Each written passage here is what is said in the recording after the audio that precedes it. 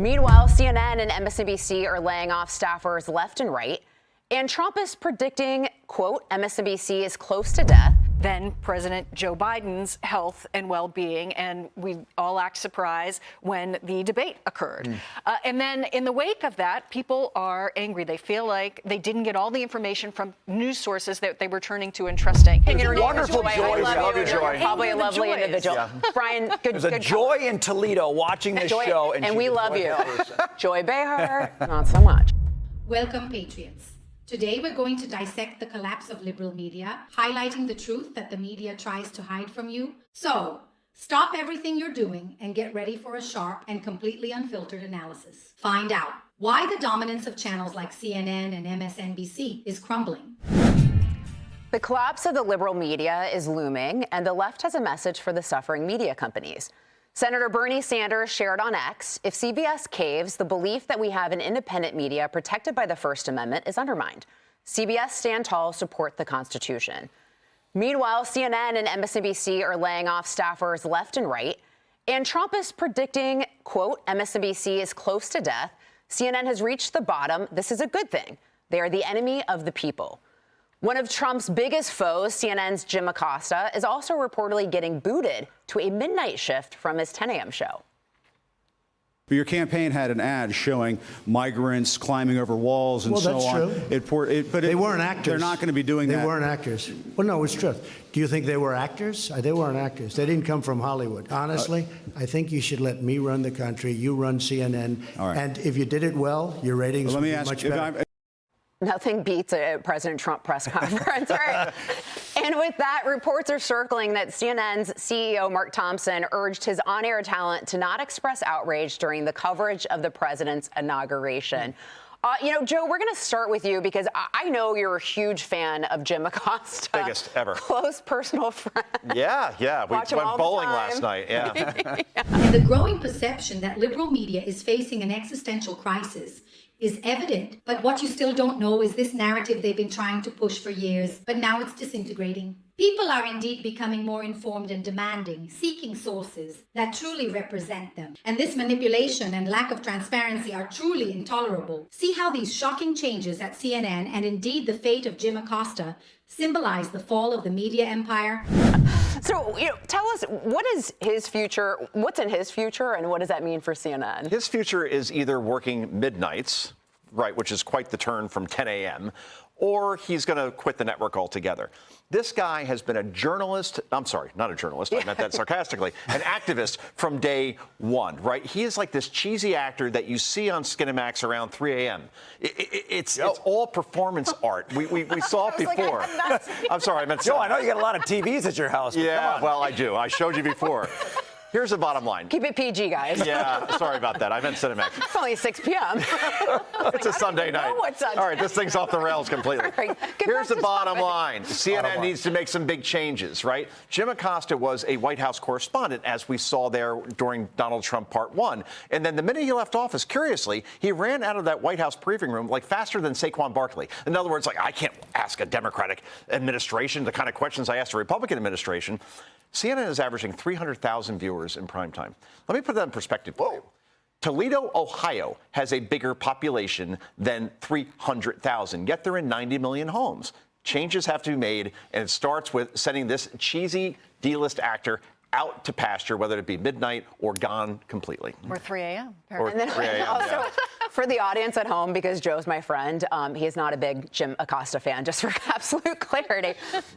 Brian, there was an anonymous TV exec that was quoted before the election saying that if Trump were to win, it would mean that the mainstream media is dead. Well, he won, so is the mainstream media dead? Well, I think this is their moment of choosing, right? How do they want to approach things? I mean, the CBS thing is interesting to me. I don't know the law on this, but they did a bad thing when they took an answer from Kamala Harris that would have been enlightening for the American public, and they spiffed it up to look like she knew what she was talking about. I just think that's bad business, and I think you're losing the trust of your viewers. So they can make a choice now. They can move Acosta to midnights or wherever they're going to move him, and they can start to put some voices in the lineup who will deal honestly with what's going on. or they can lean into what they've been doing. And in that case, I agree. Who's watching that stuff? There are too many places to get your news to spend your time watching the Toledo, Ohio, size audience of whatever. That's amazing. It's an amazing shrinkage in their audience, Joe. Shrinkage, yes. Shrinkage. My favorite Seinfeld episode. That's right. Thank you. What's happening? Molly, I'm not going to pick on Toledo or I love Toledo. actors, right? Or Skinamax. We're lifting up Toledo here. Jim Acosta has always been a polarizing figure, often criticized for his more activist side than journalistic. The audience is tired of biased journalism. CNN needs radical change. In personal agendas, rather than actually exposing the real facts indeed, and this is truly an opportunity for CNN to redeem itself, but for that, it would need a radical change. The numbers don't lie. Discover how CNN's viewership is plummeting and understand what's happening with this liberal media. But in the spiffing up category, we had a great deal of media that's now doing a look back and admitting that they covered up some stories and perhaps didn't delve as deeply into then President Joe Biden's health and well-being. And we all act surprised when the debate occurred. And then in the wake of that, people are angry. They feel like they didn't get all the information from news sources that they were turning to and trusting. So it's unsurprising that this is the result to some extent of people turning away from those news entities that they feel like didn't give them the full story. It happened before, though, during the Russia hoax era. Yeah. There were huge, if you watch certain networks, you would think that President Trump was going to be taken away to prison at any moment, Yes. and they were going to prove that he was best friends with Putin and all of these wild, wild things. Right. And it all turned out to be utterly false. And when the Mueller report came out and said ratings tanked on these networks because people felt like they didn't get the truth, they didn't get the real story, they didn't get all the perspectives. And that's one of the wonderful things that Fox does so well is the variety of perspectives. Joe, what do you predict for the next 4 years in terms of coverage? Oh, I think there's going to be a lot of we're seeing the layoffs right now, literally before us. There's going to be a lot of consolidation. As far as coverage, I think, to Brian's point, the reflex, the DNA of so many people that are in this industry is to whatever Trump says is wrong, is bad, and therefore will be criticized. And it becomes this thing you don't want to be in television, and that is predictable. You don't want to be an echo chamber. And what separates Fox, and I'm not saying this because I work for Fox, because for many years I covered Fox before I joined here as a contributor. We have an actual news division, right? You watch Special Report with Bret Baier, and you see an actual news show, right, where you're getting just objective journalism, right? Bill Hemmer and Dana Perino, America's Newsroom, that is a great show because they have so many Democrats on because they realize it's fair. You don't see that on MSNBC or CNN.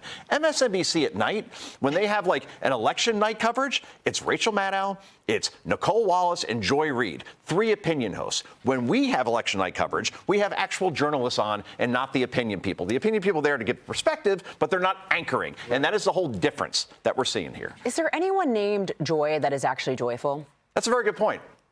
Joy Behar, Joy Reid.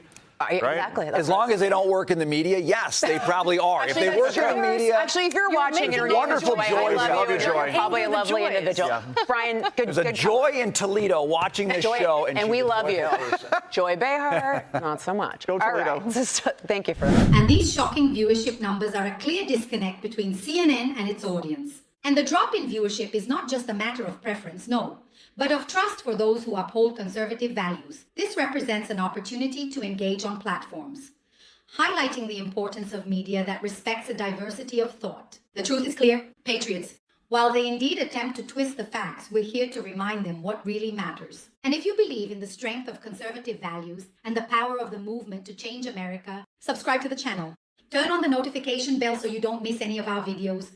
Share your comment with your friends and family, and help us spread the message. Together, I am feeling much stronger and grateful. Thank you all so much. Until our next meeting.